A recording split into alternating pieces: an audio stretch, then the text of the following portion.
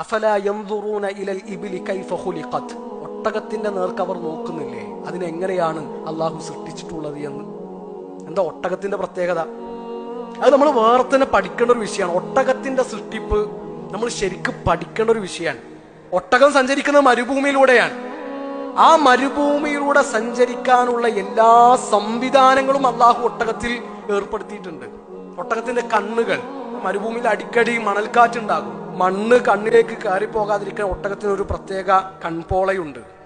അത് അടച്ചാലും കാണാൻ കഴിയും, ട്രാൻസ്പെറന്റ് ആണ്. ആ കണ്ണടച്ചാലും ഒട്ടകത്തിന് കണ്ണ് കാണും, പക്ഷെ മണ്ണുള്ളിലേക്ക് വരൂല.